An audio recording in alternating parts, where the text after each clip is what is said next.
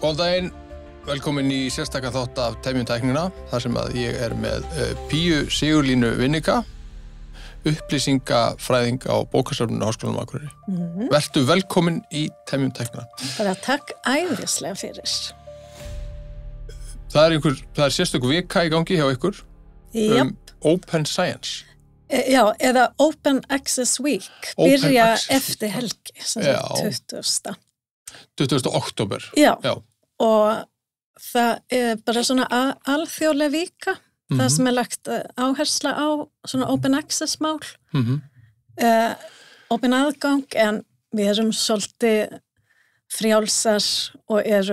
akkurat taka fyrir Open vísindi í stærra samhengi. Stærra samhengi, já, akkurat. Open vísindi, þá er það verið að tala þegar verið að birta fræðigreinar og birta einhver vísindi, annarkvort eru þau þá byrt opið, algengir öllum, allir geta bara farið og sótt sér þetta, en svo eru þessi aðrar útgáfur sem eru þá bakvið það sem kalla svona paywall eða þú ert að vera áskrifandi af efninu. Já, Open Access akkurat, þessi opin aðganga rannsókna afurðum, en svo erum við líka mjög mikið að tala sem sagt Open Data, Open gögn og meira. Þetta bara heilt svona rekklíf, en það búin að vera kannski meira áhersla á Open Access Open aðgang að. Já, hvenær byrjar þú að vera upplýsingafræðingur, er það? Já, ég með fótinn, ég kalla mig bókasafns- og upplýsingafræðingur. Sumir eru bókasafnsfræðingar og sumir eru bara upplýsingafræðingar. Okay. En ég nú búin að vinna núna örugglega í 20 ár, bæði grunnskóla, Norræna húsi, en búin að vera hér í Háa núna í 14 ár. Já, þannig á þessum tíma, hvernig, að því að maður hefur náttúrulega séð að með internetinu þegar það kemur, þá náttúrulega breytist aðgengi strax að efni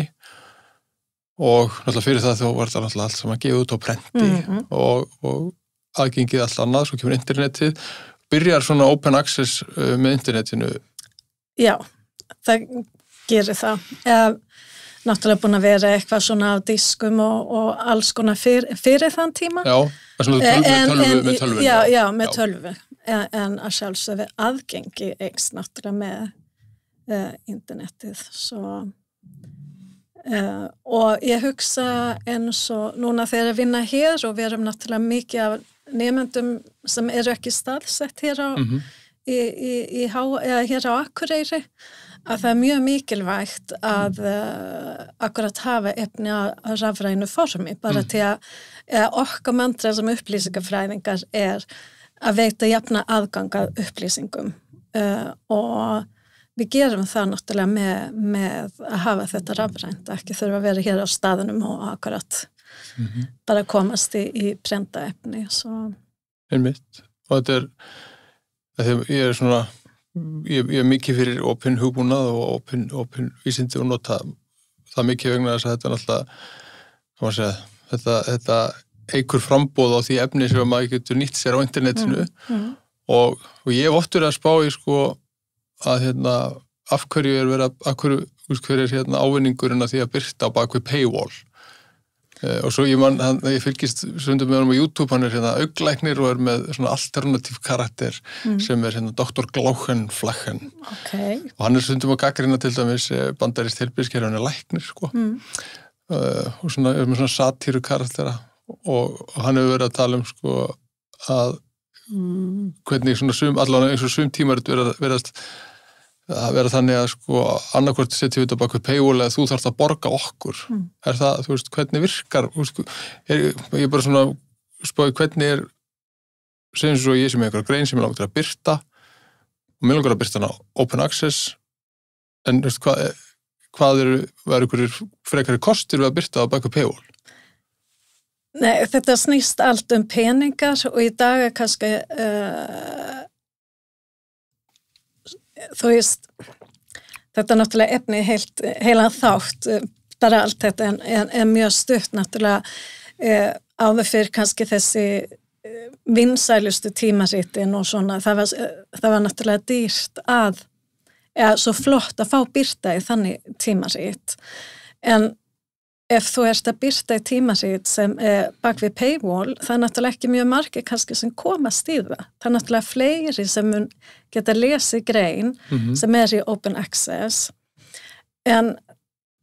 stundu þarftu líka að borga fyrir að birta í open access og ég held það flækist fyrir eins og rannsakendur líka í dag að finna peninga til að birta í open access. En svo til heil frumskoða mismunandi tegundir af open access birtingar. Það væntanlega fer þá eftir því hvort að útgáfan sé að promóta eða sé að borga þá fyrir að koma efninu koma því á framfæri einhvern veginn. Já, en þetta bara mjög flókið og erfitt líka fyrir rannsakendur að fylgjast með. Já. Í þessu, en ég held við erum bara í tímabil það sem við erum pínu mitt á milli. Það líka komið svona hybrid útgáfur, það sem að hluta til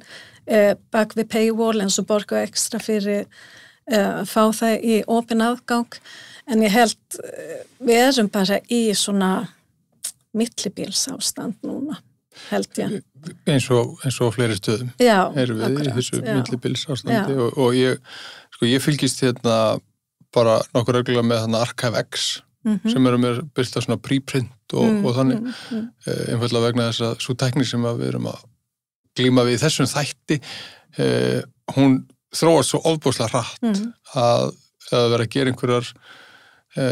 stúdíur eða einhverjar rannsóknir eða eitthvað svoleiðis og það fer í gegnum þetta kannski hefðbundna ritrýniferli sem svona gullstandardin í þessu. En þá maður kannski að lesa bara módel sem að voru aðgengilega í fyrra og hérna það bara heiminn og hafa á milli þess og þess sem við erum að takast á við núna. Þess að finnst mér eins og ArchiveX svona skemmtilegt fyrir allavega þess að ég að grúska í oft. Já. En svo erum við náttúrulega líka í millibíls ástand núna með gagnasöfnin og þetta með gervigreindin og ég finn það mjög sterkt núna í vinnuna hvernig með eina fótinn meira svona ef ég má nota enska bara old school gagnasöfn og núna gervigreindin koma svo sterkt inn í þetta. Já, og þá kannski við pivotum yfir það þegar við fórum að ræða þetta síðasta vetur að fara að kaupa aðgang fyrir starfsfólk og nemendur. Já, á Site AI. Já, við endum því að kaupa aðgang að Site AI og það kannski einhverju forvitnir af hverju við völdum Site AI. Þegar ég kem síðustu áramót að þá var búið að vera eitthvað svona óformlegt spjall við þetta fyrirtæki og þá voru fólk með pröfuaðganga og svona annað slíkt. Að mínum mati þá Site AI og þegar ég var að kynna þetta fyrir ykkur og þegar við vorum að byrja að spjalla á þetta þá fannst mér það svo mér fannst bara einhvern veginn svona ábyrg nálgun á það hvernig þeir kynntu lausnina sína og það að þetta væri svona tenging á milli hins gamla íhaldssama fastmótaða akademíska heims og síðan þessa nýja sem þessir assistantar innan og Já, hvað Site AI? Getur það útskýrt hvað Site AI Í grunninn Site AI, þeir byrja að þróa Site AI áður en að þessi stóru mállíkön fara að verða til og vegna þess að eins og ég var flett upp í morgun að árið 2022 komu eitthvað rúmlega 33 milljónir vísindagreina út og það engin mennskur að fara lesa þetta og ég mér þótt þetta svolítið skemmtilegt og mér að hlusta svolítið á Peter Attia og hann bara með her fólks til að finna greinar fyrir sig svo hann vísindamaðurinn en þá spurningin ef þú ætlar að finna heimild fyrir einhverju, þú ert að vinna að einhverju hvernig getur þú metið gæði heimildarinnar og svona það sem að þeir voru að velta fyrir sér var það að hér áður fyrir var talað voru taldar hversu oft búið að vitna í þessa grein en ekkert meira með það var bara þess að búið að vitna 10.000 sinnum í þessa grein en hvernig verið að vitna í hana? Búið að minnast á hana? Bara minnst á hana í framhjólaupi eða þú veist, eða jafnvel verið að segja að þetta var nú rangt hjá þessum sko. Þannig að þá telst citation eða þá verið að styðja það sem kemur í greinina. Þannig að þessi svona 3 flokkar af svona gæðum citations. Þannig að þú getur fundið reynda þá að finna sko ekki bara heimildina þú veist að reyna að finna sko bara áhrif Instagram á nám í 10. bekk eða eitthvað, að þá getur þú fundið greinina sem með flestar citations og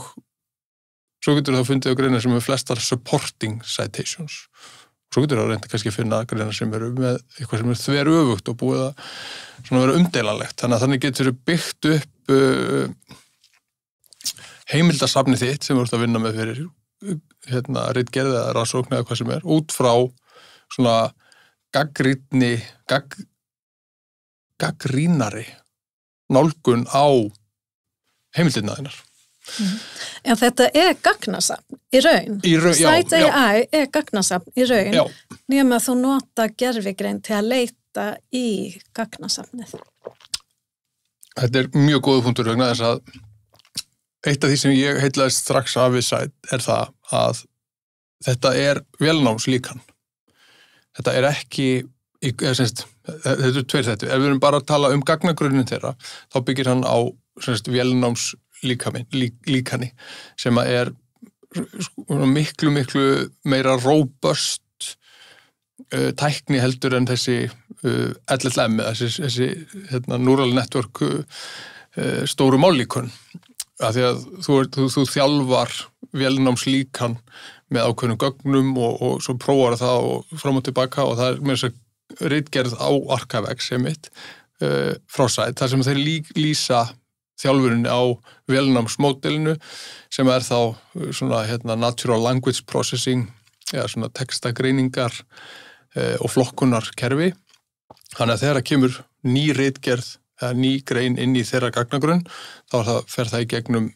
þá vinnslu og úr því gagnagrunnin þeirra byggður. Og machine learning eða vélnám hefur verið til í 20 ára, miklu lengur heldur en þessi neural networks eða þessi deep learning tækni. Og þar ekki sömu áskoranir varðandi til dæmis hallucinations eða svona uppspunnar upplýsingar. Auðvitað náttúrulega skiptir þjálfun máli, þú veist, og þess vegna svona, hvað ég segja, transparency í hvernig þessi módel þjálfu, þessi ekki setja ykkur svona agenda, filtera í burtu einhverjar pólitískar skoðanir eða einhverjar hagsmunahópa, sko. En já, erum við búin að kjarna þennan part af Cite? Já, en hvað hægt að gera með Cite AI þá? Já. Nú veitum við svona cirka bát hvað það en hvað getum við gerst? Í fyrsta lagi getur við bara leitað með hefðbundum hætti ofan í þetta öfluga gagnasafn og þar hefur til dæmis færið upp þá open access greinar, full text eða allan textan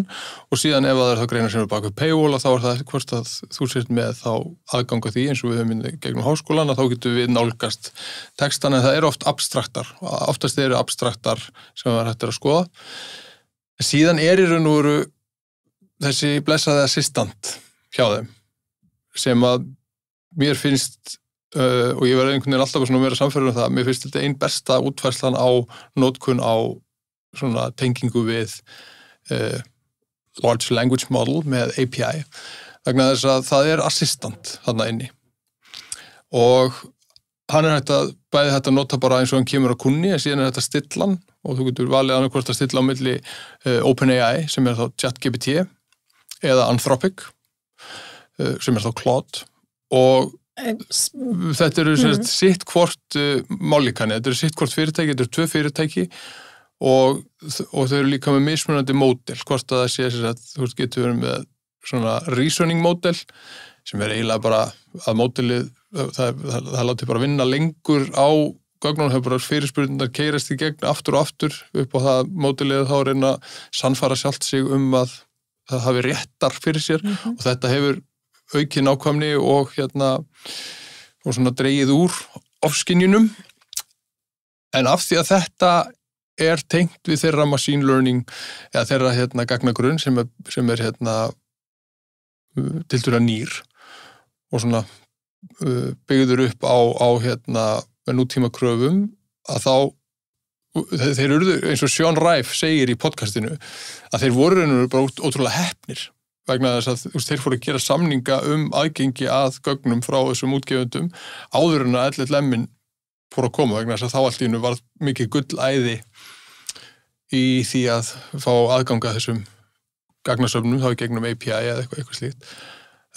að þá verður til þetta sem kallast RAG eða Retrieval Augmented Generation og Retrieval Augmented Generation ekkert annað heldur en að þú stillir vélmenninu sem að ChatGPT sem tölum bara ChatGPT, þú segir, já, ég ætla að biðja upplýsingar eitthvað, en þú átt bara að leita í þessum gögnum og þetta mjög, það mjög auðvelt að búa til mjög einfalt RAG-kerfi, það bara mjög einfalt. En leiðu fann að vera með eitthvað sem þú ætlar að vera með í selja og vera með einhverja þjónustu út frá, þá þarf þetta að vera nokkuð nákvæmt. Og þeirra kerfi bara mjög nákvæmt og við gerum tilraun. Áður en segjum tilrauninni, vilt þú kommenta eitthvað á þetta? Nei, bara halda áfram. Ég held áfram. Já. Til þess að klára að útskýra þá hvernig þessi assistant design virkar að þá í stað þess að setja inn hefðbundna leit og nota þá einhverja leitartækni, búlegan leit eða annað, þá getum við spurt með bara texta. Og þarna kemur aftur inn að því að þetta rusl út, að þetta ekki þannig að maður getur bara sett inn einhverja marklausa fyrirspurn eða marklaus prompt eða eitthvað, maður þarf aðeins að velta fyrir sér hvernig ætla ég að stilla upp mínu spurningu sem að assistentin fara að vinna úr og þeim munur svona nákvæmar sem það þeim mun betra að vera úttakið og þá svarar assistentin manni og gefur manni texta og í textanum eru hlekkir sem síðan birtast þá hægra megin við textan og það eru þá eingöngu virkir hlekkir sem geta komið þar, þannig að það auðvelt að sannreyna bæði það heimildi sér til og síðan að athuga þá hvort hún sannarlega passi við það efni sem maður að vinna með.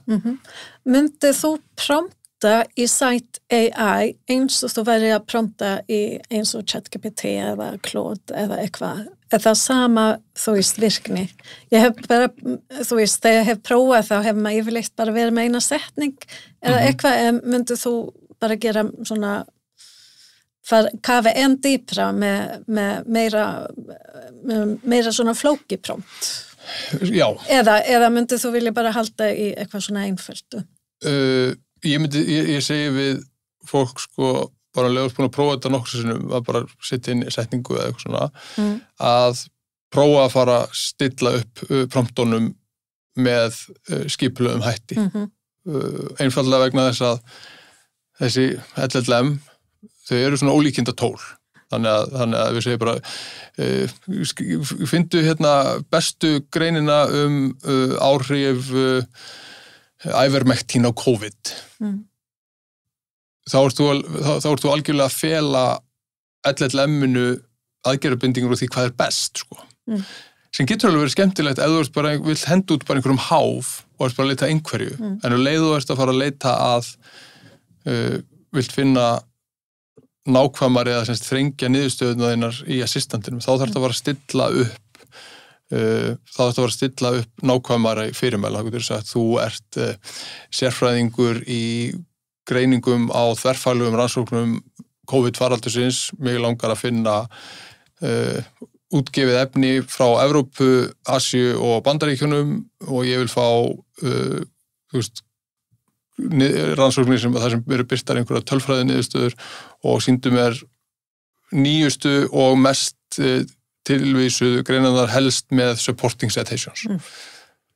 Þannig að maður getur svona þrætt sig bara, þú veist, og þá fer maður alltaf inn að fara að fá úttæk sem miklu, miklu skipulaðara. Það ég hugsa í vinnuna, það sem að kenna upplýsingalæsi hér innan háskólan, að út af því þú spurði okkur að bókasafna einhver tíma af hverju nota gervigreind til hvers ætlum við að nota og ég hugsa eins og sagt AI akkurat þessi assistant hlut það einfalda leitin fyrir nemendur en við þurfum líka að kenna prompta og ég sjálf ekki eitthvað sérfræðing í að prompta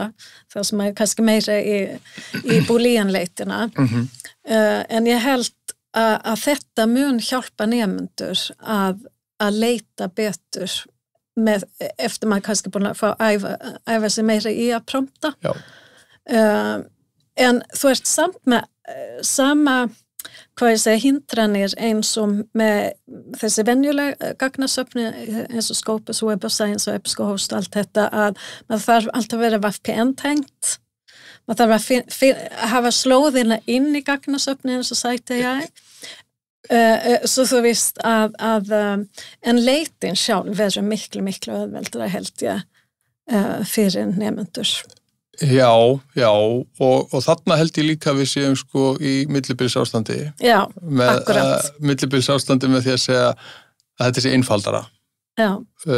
Vegna þess að þetta er einfaldara ef að mælikvarðin okkar er sá sami og við vorum með áður en þessi tækni kemur. En við höfum líka rætt þá sko ef að rannsókn eða það verkefni sem við ætlum að takast á við krefst þess einungis að við skrifum einfalt promptin í sæt og fáum þá allan þann sannleik sem okkur vantar var það verðugt verkefni sko. Og eitt af því sem að mér finnst nefnilega áhugavert og skemmtilegt við þessa tækni sem við erum að glíma við vegna þess að ég segi þetta við alla sem að vilja heyra og að því aðeins að bakka að vegna þess að ég er búin að hitta svo ótrúlega mikið af fólki og fjölbreyttan hópa fólki og tala þessa tækni og reyna að kenna og leiðbeina og svona og ég er alltaf svona, það brotnar alltaf af einhver flækja, það sem ég er að reyna að segja verður alltaf einfaldara og einfaldara og núna segi ég sko að grunnurinn að því að fá eitthvað að vita út úr þessum tólum er að kunna prompta þau og æfa sig að prompta þau og eins og við gerðum með Arctic Trackerinn þar sem við erum með 43 dýrategundir og eitt blóm, ég veit ekki að hvernig valdi eitt blóm, þá get ég ekki sett bara 43 dýrategundir og þá bjóði ég til 43 prompt sem voru eins, það voru smá blæbrigðamunur á promptunum hvort þau voru sko marine mammals, fish eða bird eða þú veist bara spendýr og þetta eina blóm en annars þá er prompti sett eins upp þess að þú veist, munurinn er þá bara nafnið á dýrinu og svo vistaði þau til hliðar vegna þess að það er svona gagnsæis pælingin með þetta svo rennum við þessu öll í gegnum sæt og þá fæ ég samskonar úttak fyrir öllar tegundirnar úr sæt og bara fínan texta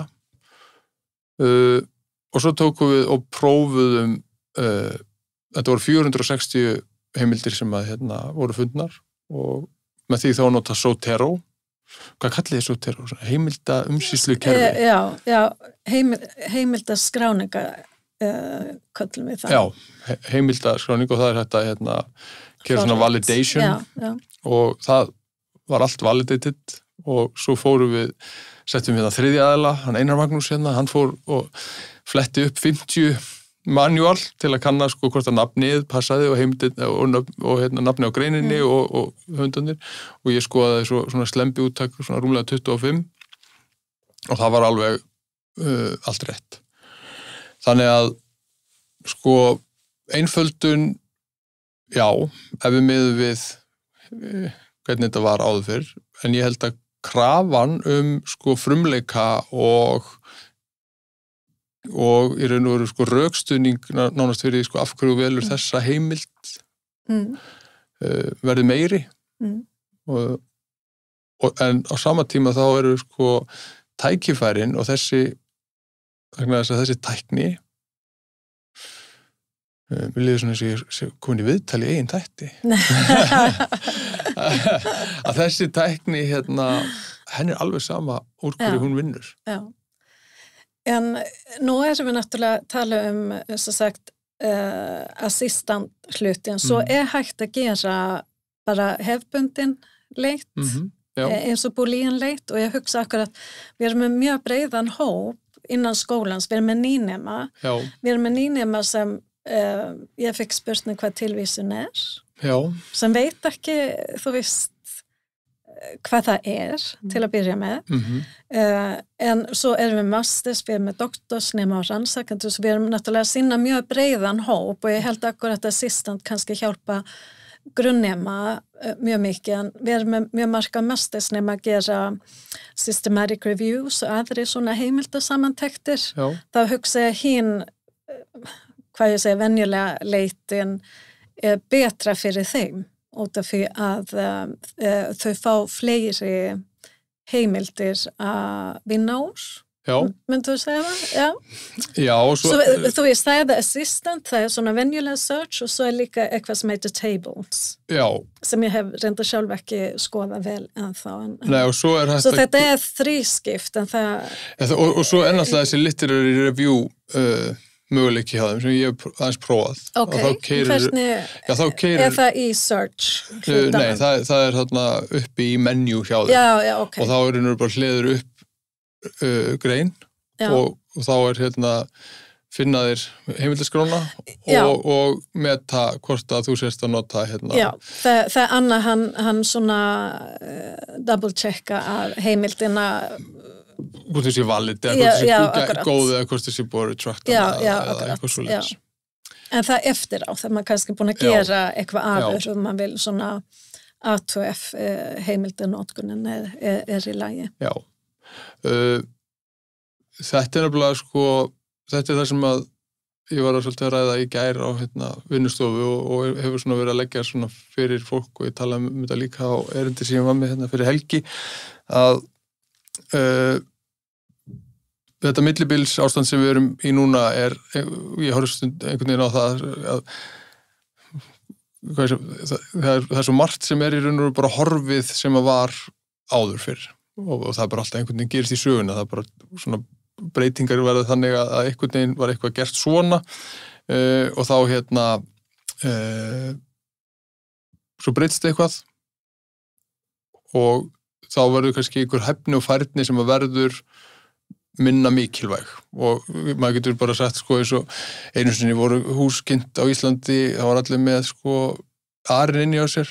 og þannig það bara kunna fara með eld var bara lífsnauðsynlegt sko og ég get eiginlega svona ímyndað mér að svolítið lengi á eftir sko þó að það hafi kannski verið hætt að vera með eldstæði inni á sér að þá var börnum kennt að ganga eld á varkárni og svona vegna þess að fólki sem að ólst upp í því umhverfi það var bara lífsnauðsynlegur hæfileiki að hafa en aftur á móti það sem mér hefur fundið svona andlagið hér verða svolítið spennandi og skemmtilegt að vinna í að í þessa hefðbundna verklagi sem var til fyrir nóvember 22 það minnum bara við það ChatGPT kemur út að það er einhver kjarni í upplýsingafræðum, einhver sem búið að þróast bara í gegnum síðan fyrsta bókasafni opnaði 1100 og eitthvað. Það er einhverjum meginreglur sem að breytast ekki. Þó að aðferðafræðin við að ná þessum kjarna, hún breytist. Og það sem maður verið sjá svona að því við erum upp að tala sko breytingi sem verður bara við tölvurnar, það byrjar að koma á diskum og eitthvað svona og svo allt ekki internetið og þá er þetta aðgengilegt öllum allstaðar ef þetta er opið á internetinu og svo er núna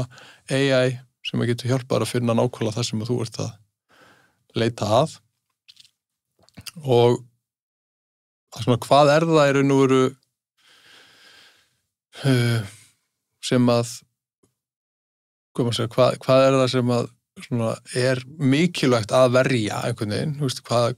hver kjarnin sem skiptir öllu máli að sé varðveittur og haldið áfram, þannig að við lendum ekki í einhverju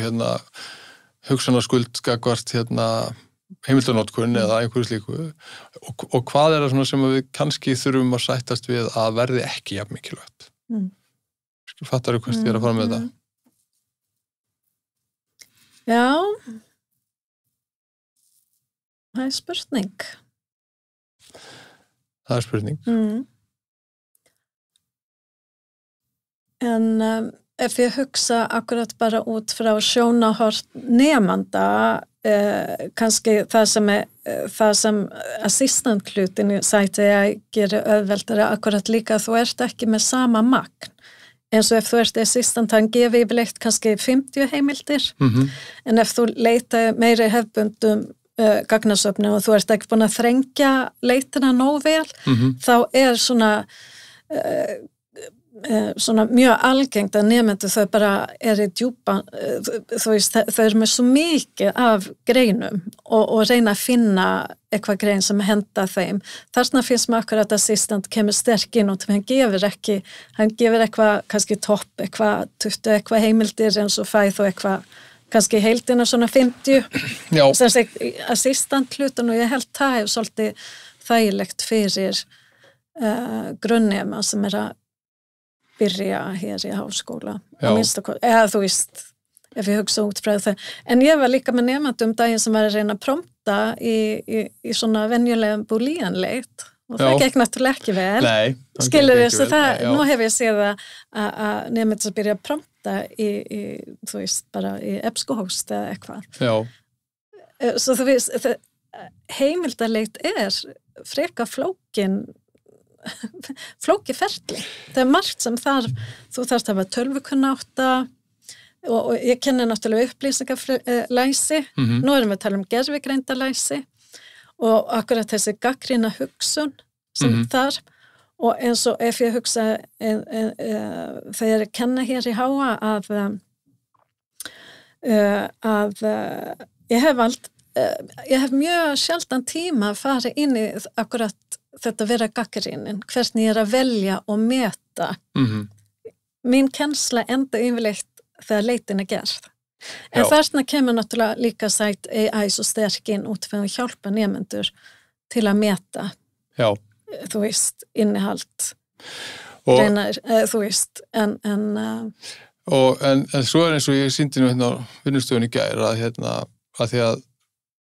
mín reynsla af sæti bara mjög góð og mér finnst þetta mjög skemmtilegt að vinna með það og en eitt líka svona eins og ég sýndi í gær sko að segjum svo þú vilji finna einhverja mjög góða heimild einhvers staðar og vegna þess að þessi módel líka ChatGPT, Claude, Perplexity, Grok, Gemini að mínum mati með mér finnst Gemini með svona besta deep research featureinn núna vegna þess að þegar maður búin að prompta deep research á Gemini þá gefur það manni tækifæri að sjá planið sem að það ætlar að elta og það sem maður getur líka gert að segja ok, ég ætla að byrja í site, ég ætla að vera með prompt í site og ég ætla að setja það inn og svo get ég búið með til sko reviewers, ég get farið í Perplexity og sagt, heyrðu, hérna ég að fara að skrifa þetta og þetta, ég að rannsaka þetta eru heimildirnar sem ég með. Getur þú bara gert gæða könnun á því og þú getur með þess að stilt Perplexity á Academic eða hvernig sem þú vilt gera þetta og einhverjar, þú veist, einhver hlutregni í þessu, eitthvað sem ég ætti að bæta við, einhverjar rannsóknarspurningar sem ég ætti að fara fram og tilbaka, þannig að maður getur svona spilað á þessa hljómsveit sem að til og ég segi sko að mínum að það er svona þegar þú ert búin að ná góðri færni að prompta eitt módel og eins og með ChatGPT og síðan sætt, þá ertu með ofboðslega öflugt kombo. Næsta fyrir mér væri þá að nota þá fleiri featuresar, nota deep research og þetta allt saman og svo fara í næsta módel vegna þess að þau eru þau eru með sitt hvort system promptið og bregðast því öðruvísi við. Og að sjálfsög ég sagði þú veist að þetta einfalda leitin en svo ertu með gervigreind ef þú tökum bara rannsóknarferli A til Ö frá því þú byrjaði til þú ert komið með hafur. Við erum að tala það er ekki auðvelt út af því þú þarft að læra á svo mörgum mismunandi tegundum af gervigreind og þekkja það og þannig er lífið kannski flóknara og eins og við getum kannski sagt hér í HA þá þurfa allir taka námskeið fyrst áður þau fá aðgangar sætægi, ekki satt svo þú þarft að taka námskeið áður þú kemst inn í sætægi en kennslumiðstöð meira sjá að þjónusta starfsfólk háskólans og bókasafni með hlutverki að sína nemendur. Så við höfum ekki eins og önnin og við byrjum bara núna eftir sumarið, ekki þá kom aðgengi handa öllum að við höfum kannski ekki verið að kenna á kerfi rosalega mikið, meira bara að kynna og fá þeim til að taka þetta námskeið. En hvernig upplifunin hjá okkar starfsfólk að nota sæti? Ertu búin að fá eitthvað rættir sem segja hvernig það að vera starfsmæður hér og nota það í rannsóknum? Ég hef bara heyrt fólk tala vel þetta og þetta opni fyrir þeim nýja möguleika og mér sérstaklega áhört þegar svona reynslu miklu prófessorar og fólk sem með margar byrtingar að prófa sig áfram vegna þess að þá erum við með fólk sem hefur svona djúpan skilning á því viðfangsefni sem að það hefur verið að vinna við og svo þegar það fer að sjá hvernig úttækið bæði þá einfalt með að greina gæðin og líka bara þetta var mjög þetta passar vel og þeim finnst náttúrulega sérstaklega skemmtilegt ef assistantinn vísar í þá sem bara skemmtilegt og það kemur kannski líka því að við höfum ekki verið við höfum ekki verið með sætfána á lofti eða byrst þetta á öllum upplýsingaskjám heldur við höfum verið að reyna svona að tryggja það að séu upplýsingar hann úti það þetta sé aðgengilegt og það sé hægt að ná í þetta en líka neyfa þessu svona pínu organik eða svona náttúrulega einhvern veginn að fjölga notendum vegna þess að ef allt í einu hefðu allir nemendur á fyrsta ári bara verið þrönguðar í gegn og bara fengið aðgang á þessu frá fyrsta degi og bara hennir assistantinn og eitthvað svona þá held ég að væri svona pínu kannski snúnari aðstæður en heilt yfir finnst mér bara andlagið gagnvart þessu bara mjög gott Já. En út af því það að vera Open Access Week þá þemað hver á þekkingin þetta dýrt að fá þetta dýr áskrift Sæta AI? Nei og það náttúrulega var það sem gerði okkur þetta kleift að þetta kostar ég held ég að reikna þetta út að þessi 2 ára áskrift hún kostaði svipað mikið og hefum keypt GPT tím aðgang fyrir alla starfsmenn skólans í 1 mánuð en þarna fengum við fyrir alla starfsmenn og alla nemendur skólans til 2 ára og sömuleiðis þótti okkur mikilvægt, þótti mér það bara mjög mikilvægt í mínu starfi sem verkefnastjóri að gera verkfæri aðgengilegt öllum, fækka möguleikum þannig að bæði nemendur og kennarar geti þá sagt þið hafið aðgang að þessu verkfæri þannig að því ég sé að toleransið eða þolgæði gagnvart því að nemendur myndu birta eða skila ritgerð sem með eitthvað svona hallucinations eða uppspunnum heimildum eða eitthvað svona hún mjög lág og svo náttúrulega eru allir á svona pínu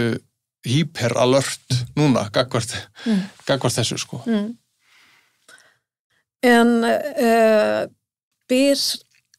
gervigreindi til jafnræði hjá nemendum og rannsakendum? Sko, já, alveg að mínum að þetta það 100% og ég held að eitt af því svona pínu ennþá svolítið vanmetið hjá svona smærri stofnunum að sko með því að öðlast færni í notkun þessara módela og sérstaklega því að tala svona þegar þú ert farin að nota mörg módel saman og jafnvel farin að búa þær til sér hannaða lausnir gagnvart því verkefni sem þú ert að vinna að þá getur allt í einu kannski farið að starfa eins og þú værir með 10 junior assistanta vegna þess að þú getur unnið markvisst úr alveg ofboðslegu magni upplýsinga með því að stilla þessu einhvern veginn upp og raða þá upp aðstoða þjónum hvort sem þetta er GPT eða Meta eða Claude eða whatever sko, þú getur bara búið þér til bara bæði með því að prompta eða búa til einfalda svona prompt rappera sjálfur að þá getur búið til bara hóp af aðstoða þjónum og þú ert þá komin allt í einu í bara svona svolítið ritstjórnar hlutverk og ert kannski þá meira eins og við vorum að leika okkur með þetta hugtak sko í sönnunardrifni rannsóknarvinnu að þú ert þá meira að sko vinna úr efni sem að þú hefur búin að finna og búið að kjarna fyrir þig þannig að þú getur svona hvað segja í jöfnunin snýst ég held að jöfnunin sé mun sko tækifærin sem hún felur í sér miklu meiri gagnvart minni stofnunum heldur en stærri sem að þú veist kannski með einhvern prófessor sem að hefur kannski 10 aðstofamenn eða eitthvað. Nei, og það við talið við rannsakendum daginn og hún sagði mín styrk hefur alltaf verið að ég flinki að skrifa, sterk í að skrifa texta. Núna kannski allir geta gert það, en þú hefur gaman að búið til ný orð og eitthvað svona, stundum þarf virkilega að reyna að fylgjast með í orðanotkunni, en þú ert með orð eins og aðgangslost. Já, og fyrir þá sem hafa áhuga því að kynna sér það var aðgangslost ég er með bæði blogg það og svo bjó ég líka til töflu vegna þess að í maí 2024 að þá fór ég á ráðstefnu út í Oxford og ég ég segi ekki að orðið hræddur en ég var bara svona ég fekk svona bara við höfum enga hugmynd hvað er að koma sko bara þetta er að gera svo hratt og þetta svo, þá voru þeir að sýna sko, frá Microsoft og OpenAI og alls konar eitthvað sem var ekki komið út og ég allt í einu fæ bara svona herri það, við þurfum einhvern veginn að fara að skoða þetta í einhverju samhengi sko, þannig ég fór að skoða prentvélina, lesa mig til svona samfélagsáhrifin á henni og innbyltinguna og bara fyrir svona tæknibyltingar vegna þess að það hefur alltaf eitthvað gerst, það hefur alltaf verið eitthvað svona fyrir, svo kemur alltaf einu svona skyndileg hröðun í einhverju þróun og svo bregst samfélagið einhvern veginn við og svo er bara spurning hvað það tekur langan tíma. Þannig að þegar sko fyrsta prentvélin hann 1550 eða eitthvað, þá var til ein prentvél sko, svo þetta var að framleiða allar hinar prentvélarnar. Það tók bara ár og áratugi og árhundruð að prentvélin var aðgengileg öllum heiminum og náttúrulega sko eins og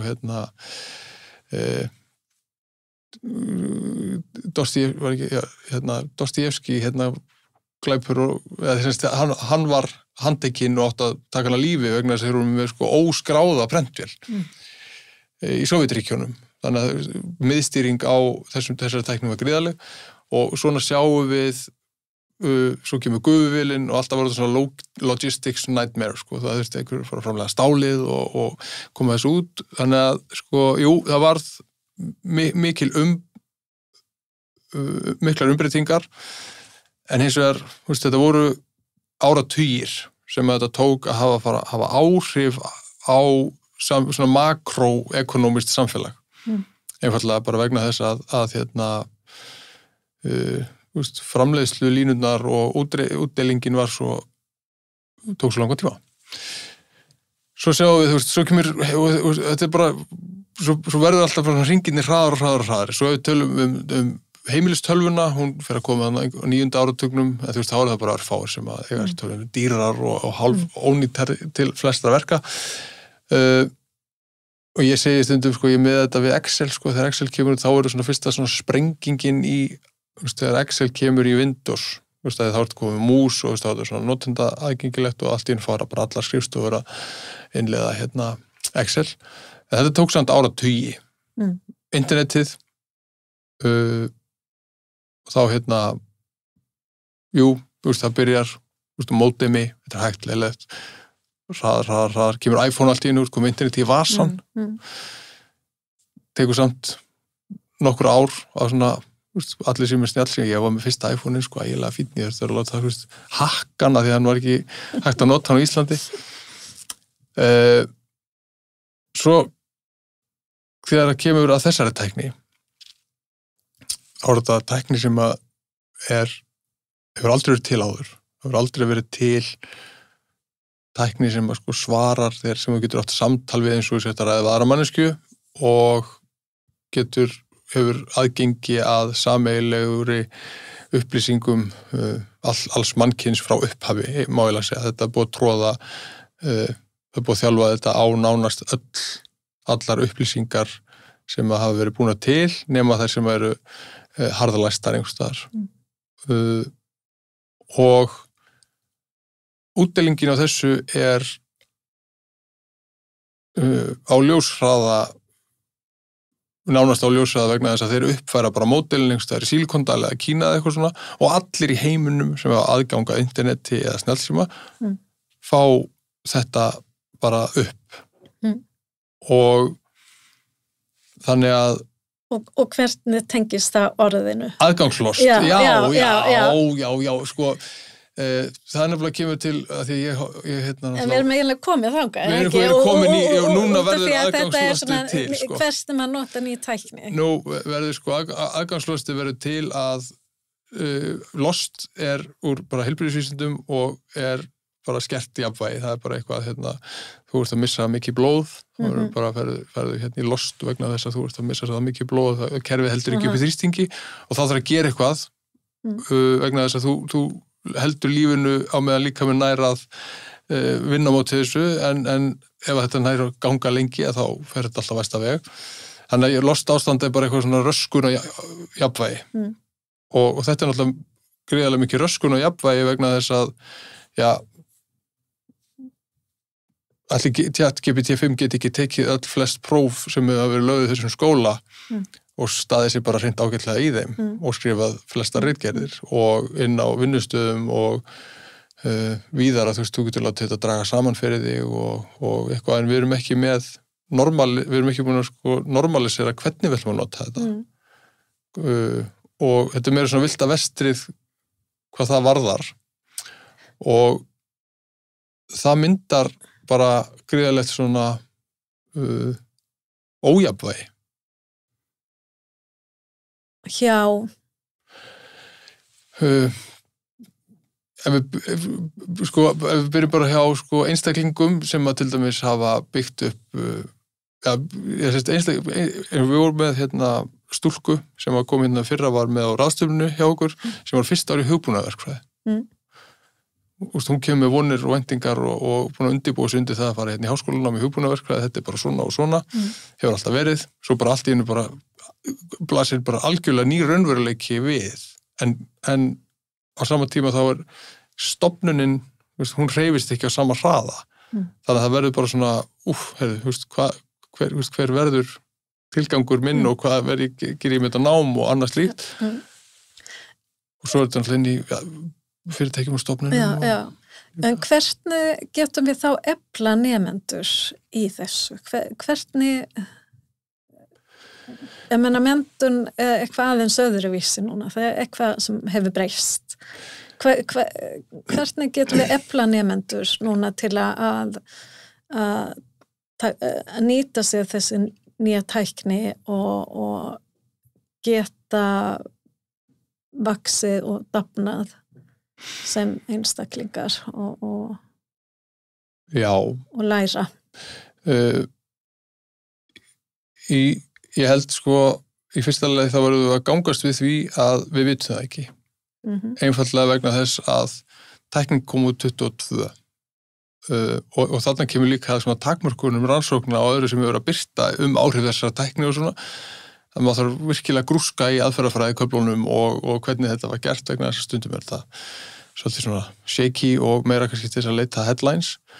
En það sem við höfum lagt áherslu á og í okkar samtölum og þá höfum við bara akkurat fara að hugsa bara hver kjarnin í því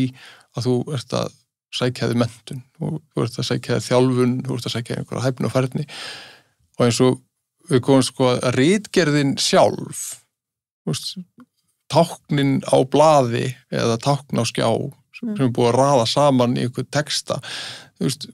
það endaafurðin? Var það tilgangurinn með öllu staglinu sem að nemandi þurfti að ganga í gegnum til að koma þessu saman, var það ultimate útkoman? Eða var það eitthvað sem gerist á leiðinni? Var það eitthvað í sköpun þessa verks sem að leiddi til þess að nemandinn sýndi fram á færni sína með ritgerðinni? Og mín rökfærsla er að ferlið að útkomunni var það sem skipti máli, ekki útkoman sjálf. En erstu ekki akkurat að mikið að tala um að þú á að stjórna? Þú getum ekki orðið bara háð þessu, eins og nikotíni bara. Að þú veist, alltaf leita í gervigreindina óháð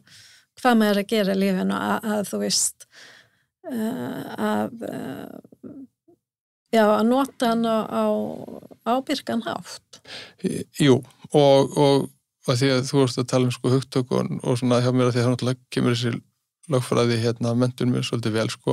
að eins og ábyrg notkun gervigreindar er eitthvað sem er ekki til sko, það er bara eitthvað svona sem er líka í mótun og þróun. En það sem að sko, ég tala stundum þegar maður var að mennta slökkviliðs- og sjúkraflutningamenn og þannig, það var auðvelt að búið til hvata fyrir þá að læra vegna þess að þú þarft að geta staðið í einhverjum aðstæðum sem geta verið hættulegar eða þá þú ætti að veita einhverja þjónustu sem að getur verið hættulegt að veita ef hún er gerð vitlaus en hún getur líka verið lífbjargandi ef hún er gerð rétt. Á þessum tíma þá hefur þú ekki tækifæri til að fara eitthvað samtal við ChatGPT sko. Þannig að þekkingin okkar sko, hún má ekki verða háð kerfum alfarið sko. Og þá þurfum við að finna sko, hvaða kjarnar í þessum greinum sem við verðum að kenna, þessum fagsviðum sem við verðum að kenna, hvað það nefnum að geta staðið upp á sviði og jogglað án þess að vera með aðgangað ChatGPT. Og síðan aftur á móti að þjálfa þá í að verða mjög markvissir og ábyrgir notendur á tækninni og þá er ég að segja eins og við varum að tala um sko, að þú kannt að búið til gott prompt. Þú geymir promptin ef að þú vilt láta að gera þessi að endurgera úttökinni, þó að þetta séu svona ekki, sko, þó að sé erfitt að fá sama úttöki alveg tvisvar, að þá er samt sko fyrir ritrín og annað, þú veist, þá getur verið mikilvægt að hafa promptin ef þau höfðu áhrif á niðurstöðunar. Þannig að það er einhvern veginn að sko balansera hæfni sem að er algjörlega háð einstaklingnum og síðan einstaklingurinn í samvinnu við tækni. Þess vegna höfum við stundu sagt að í flestum lotum sem að nemendur koma hingað, vegna þess að þetta er alltaf fyrst og fremst fjarnámsskóli, að þá sko þarf að bara skoða það mjög vel, bara ok, er nauðsynlegt að nemendurnir séu með tölvu á meðan þau eru í samniti við aðrar manneskjur eða ætlum við að nota þann tíma í eitthvað annað og þá held ég sem mjög fljótt að spotta hvort að nemandi hafi verið að misnota þetta. En svo ég klára þetta og gefi þér orðið að ég var að undirbúa þarna vinnustofu fyrir vinnulagsnámskeið á fyrsta ári og þá var ég að skoða rannsóknir sem eru þó takmarkaðar og þetta er líka það sem ég upplega bara í samtölum mínum við fólk og nemendur aðra að langflestir er að nota þetta til þess að sko hjálpa sér, til þess að fá útskýringar á hugtökum, til þess að fá reyna að komast að einhverju og langflestir einhvern veginn sem maður hefur spjallað við eru ekki að nota þetta til þess að vinna vinnuna sína fyrir sig. Auðvitað eru þær aðrar til, eins og hafa bara alltaf verið til fólk sem vil stytta þessi leið. Já, en þá ekki krafa allir nemendur og starfsfólk nota gervigreind? Ertu ekki bara missa af listina ef þú læri ekki á þetta? Og mín reynslega náttúrulega við með mjög breiðan nemendahóp hér og sumi sem ekki sérstaklega bara törfulæs. Þú veist, það krafa? Já. Allir þurfa bara að læra á gervigreind, punktur. Punktur. Þú þarft ekki að læra, þú þarft líka þá að læra á hana til þess að átta þig hvar þú ætlar ekki að nota hana. Og það ég hef lært það stundum að bitur í reynslu að maður hefur alltaf að nota eitthvað og gera eitthvað með gervigreind og svo hefur það bara tekið ógeðslega mikinn tíma og ekki gengið upp þess sem maður vildi gera og það hefur bara tekið mig miklu styttri tíma að við bara byrjaði að moka sjálfur, En ég sagði það í gær á fundi og þetta er mín skoðun að ef ég væri alráður þá myndi ég gera 2 vikna hlé á starfsemi þessa skóla og bara skólastofnun almennt og starfsfólki og kennurum einfaldlega falið það verkefni að greina og rannsaka áhrif tækninar á þeirra fagsvið og bara grúska í þessu í 2 vikur og útkoman væri þá einhver skýrsla eða samantekt sem að þeir myndu gera þar sem að þau getur þau svara fyrir já þessi generative AI að hafa gríðarlega mikil áhrif á þetta fagsvið og það er svona og nú ég komið með eitthvað plan þannig að næstu 3 önnum eða eitthvað þá ætla ég að reyna koma í áttina því að námið verði námskeiðin verði hönnuð fyrir raunveruleikar það sem að atvinnulífið og rannsóknir og annað mun miklu stærra og miklu hraðar verða unnið í samstarfi við vélvit, vegna þess að þessi áskorun sem að við stöndum frammi fyrir, ef við segjum bara að hún er alveg gríðarlega stór, hún það, og þess vegna aftur að aðgangslostinu, að hæfni og færni sem var gríðarlega verðmætt fyrir nokkrum ára síðan, hún bara það ekki lengur vegna þess að fyrirtæki sem er á samkeppnismarkaði þau eru ekkert með mikla romantískar hugmyndir að halda í eitthvað handverk sem er óþarft, Ja. Og ég að sjá, ef ég horfi á þetta út frá sjónarhort bókasafna, við erum náttúrulega búin að pumpa inn peninga í þessi stóru gagnasöfnin og núna vilja þau náttúrulega fá enn meira borga ef við erum að kaupa gagnasafni með gervigreind. Eins og Scopus AI, Web of Science, EBSCOhost og allt þetta. En við höfum náttúrulega ekki peningi að kaupa aðganga á öllu. Kannski mun þetta breytast, en eins og í dag náttúrulega bara rökka aukarlega til að fá eins og gagnasafn með gervigreind í. Svo þú veist, þó að maður myndi vilja hafa aðganga alls konar gervigreind, þá ekki allt ókeypis heldur. Þess vegna svo ánægð með við tókum skrifa velja sæta AI. Já. En þú veist, hver á þekkingin? Akkurat, hver á þekkinguna og ég held að þetta landslag muni breytast gríðarlega mikið og líka vegna þess að það mikið svona umræða núna að einfærni og hæfni sem var mjög verðmætt hér áður fyrir. Það var að vera sérfræðingur í svona SEO sem var svona Search Engine Optimization. Að þú varst með fyrirtæki og þú vildir, ef þú googlaðir, að þú myndir birtast einhvers staðar ofalega. Ég nota Google alveg svona bara, ég nota Google oft í svona one shot, bara að því að ég veit að ég opna Google og ég seti þetta inn og þá fæ ég þetta efst þetta ekki einhver spurning sem að krefst eða eitthvað hannig. En það ekki vel eitt gervigreind að... Jú, svo það núna, þú veist, maður bara að segja, já, ég ætla að nota góð, en svo fyrst sem maður eitthvað AI. En ég ekki búin að filtera það burtu að því yfirleitt þetta bara eitthvað svona, þú veist, búm, ég veit hvað en nú þetta orðið þannig að nú optimizationið þannig að þú þarft að koma þér á framfæri þannig að þú spyrir ChatGPT eða Perplexity eða eitthvað að þú komir fram í úttakinu og þú veist, og þetta líka eitthvað svona sem maður vill halda virkilega í vegna þess að ef að þú veist, fyrirtæki fara að leikjavæða þetta að allt í einu fara bara að birtast auglýsingar eða eitthvað í úttakinu frá gervigreind sem að ef að ég myndi allt í einu fara rópa upp mér, já, heyrðu, svo ætlum ég að tala með þennan bolla sem var gefin út af þessum, bara eitthvað svona tilgangslausar eða svona búið að ítað manni einhverju markaðssetningu sem var mun líklegast einhvern tímann koma að fyrir rannsakara og fyrir tímarit vegna þess að stór hluti notenda mun líklegast nota þessi verkfæri rosalega mikið og þá spurningin eins og fyrir Scopus eða Web of Science eða eitthvað svona mun það vera gott fyrir þá að vera í sínu horni með einhverja gervigreind sem kostar rosalega mikið þegar allir eru farnir að nota eða þú veist þegar langstærsta þýðið að nota einhverja aðrar lausnir eða og fyrir þá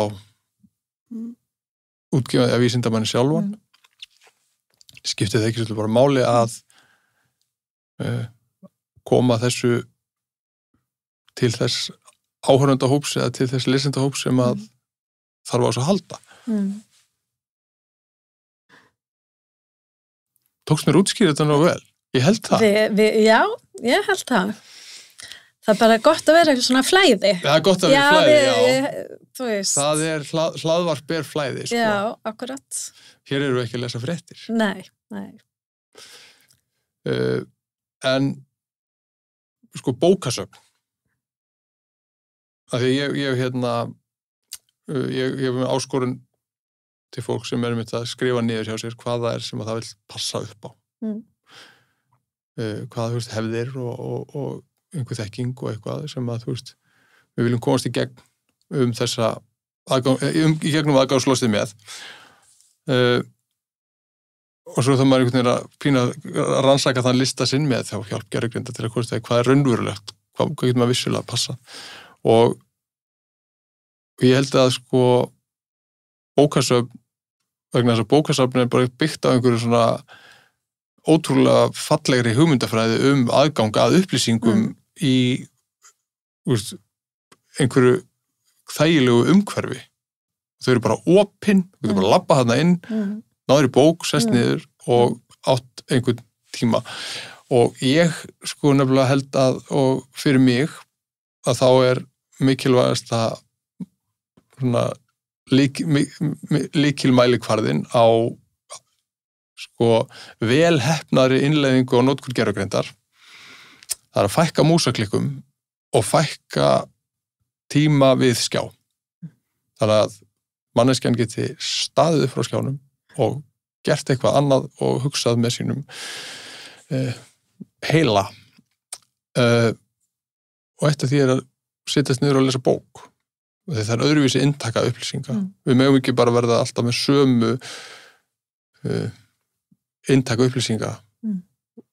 Þannig að ég held að það sé eitthvað sem við þurfum að berjast fyrir að verja og kynna að þú veist, ekki bara verða spýtt fíkill